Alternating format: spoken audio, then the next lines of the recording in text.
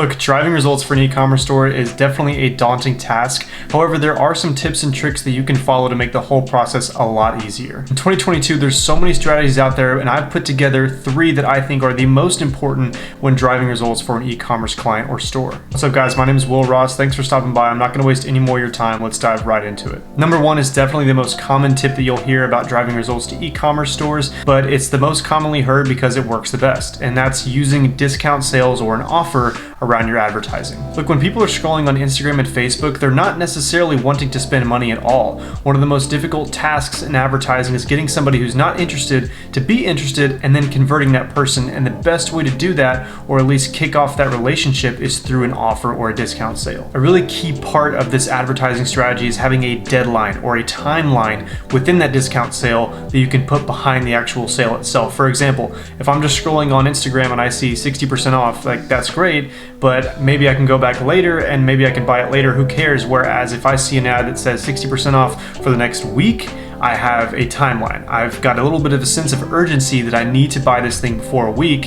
And a lot of people use the 5-day method, which is having that sale go for 5 days, and then going into their store, they have a clock or a timer or a countdown at the top of their store that then creates a more sense of urgency. And for me, when I scroll on Instagram and I tap an ad and I click on their website, I'm probably not going to run into that website again. So it creates a sense of urgency for me personally, and I know that it does for a lot of people out there as well. It's one of the easiest ways to get people interested if they weren't already, and kind of help them realize that this is something they need now and to not wait. It's an especially good strategy to use around the holiday season, which is coming up, and it's something that you can start studying now so that by the time you hit November, December, you're really into it and you have a good strategy around your hands when you're starting these advertising campaigns for your e-commerce clients. I ran Facebook ads for an e-commerce brand, and I noticed that throughout the offers and ads that we were launching, the ones that had the timeline behind it and not just the offer had an immensely better click-through rate than the ones that didn't. And this is just because, again, it drives that urgency. People don't know that they want it until there's a deadline behind it. The one way you can kind of put this into practice is optimizing your front line or the first words that people see.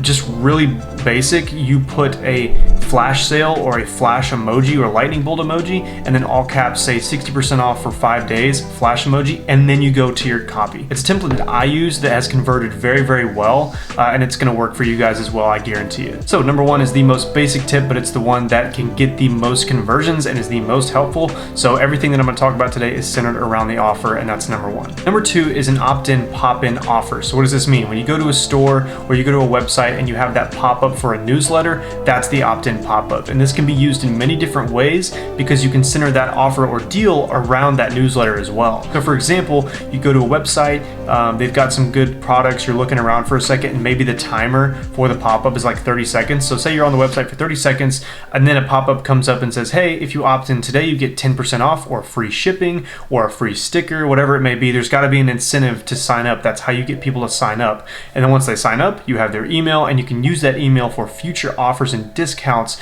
And that's how you kind of build an audience. And then when you launch a new product or you have a new offer out there, you can then send a massive amount of emails through that email list that you've built through the pop-in offers. So you're going to want to use this towards the end of the sales process.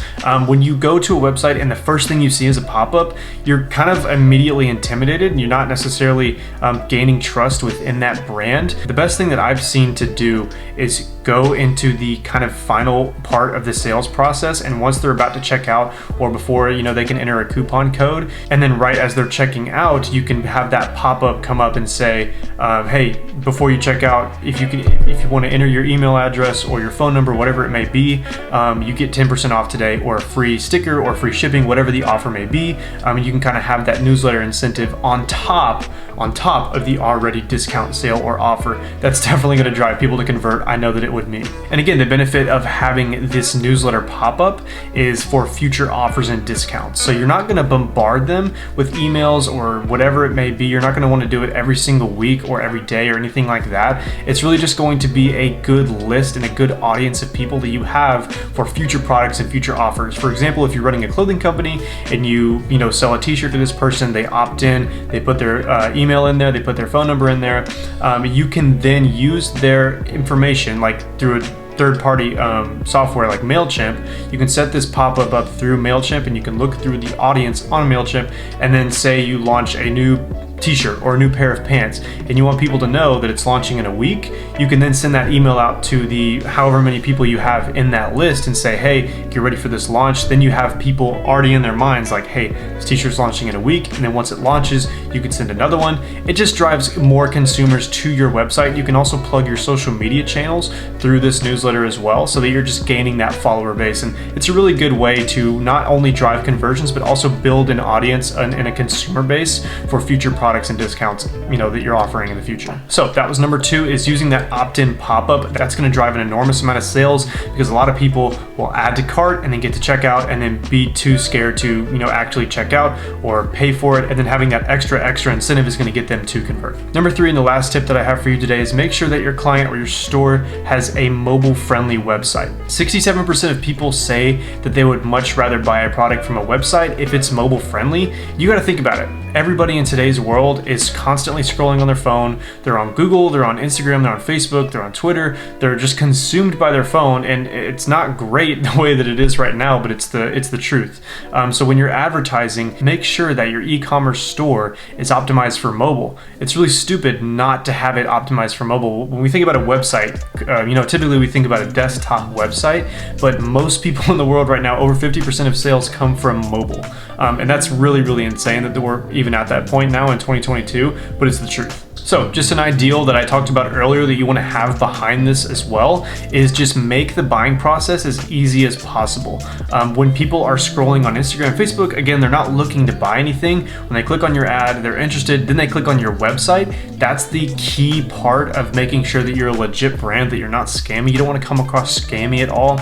Make sure that website looks clean, professional, use large, clear buttons, and use a very simple payment kind of process. When people are on their phones, they don't want to go through a whole bunch of hassle to buy something. If they're going to buy something on a whim, might as well make it as easy as possible, because if they get to the checkout and the buying process is just terrible and it takes way too long, they're more likely than not to just leave the website and forget about the deal in the first place. Now, that being said, don't neglect the desktop portion of it. That's obviously where, one, you're going to build the website, but a lot of people make the mistake that building the website on desktop just transfers over to mobile. That's not the case at all. You have to make a desktop version of your website, and then once you have that good skeleton, you can then optimize it for mobile. I know that Wix.com is where my website was built, and I know it's like a super basic software, but it makes it really easy to transfer from desktop to mobile when you're editing your website, and I really recommend that you can go in there, look at the website on the mobile, and kind of change things from there. Make sure that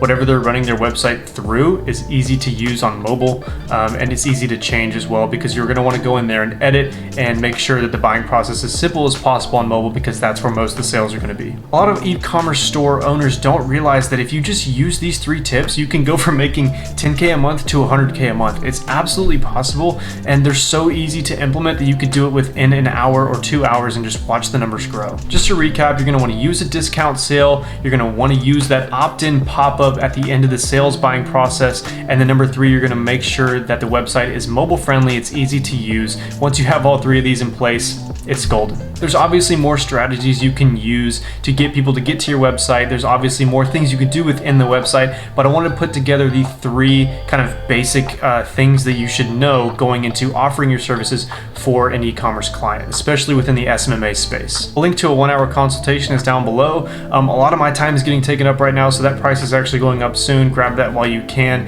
My website is also down below if you're an e-commerce store owner and want to work with me. But until next time, I'll see you guys in the next one. Peace.